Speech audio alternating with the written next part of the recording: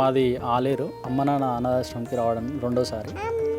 మొదటిసారి వచ్చినప్పుడు అప్పటికి అభివృద్ధి చెందుతుంది. ఇప్పుడు మళ్ళీ రెండోసారి వచ్చిన మా కొడుకు పుట్టినరోజు ఉండే.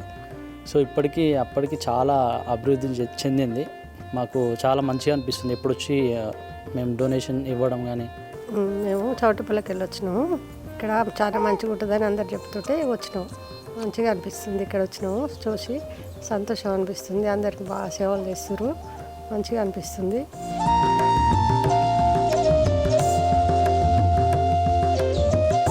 అమ్మా నాన్న అనాథాశ్రమంలోని అభాగ్యుల ఆకలి తీర్చేందుకు మానవతామూర్తుల అన్నదాతల సహాయాన్ని కోరుతున్నాము.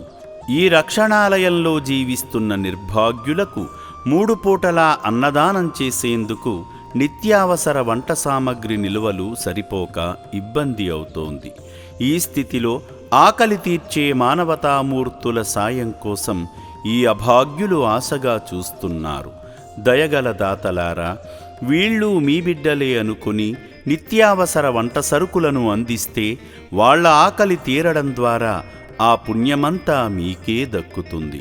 సేవాభావంతో మీరిచ్చే కేజీ బియ్యంతో 4 అభాగ్యులు కడుపు నిండా తింటారు. 3 పూటల 1800 మంది ఆకలి తీర్చాలంటే ఎంత కష్టమో ఒక్కసారి ఆలోచించండి. దయచేసి బియ్యము, పప్పు, నూనె, కూరగాయలు ఇలా ఏదైనా సాయమందించి శ్రీ పుణ్యలింగేశ్వరుని అనుగ్రహానికి పాత్రులు కండి.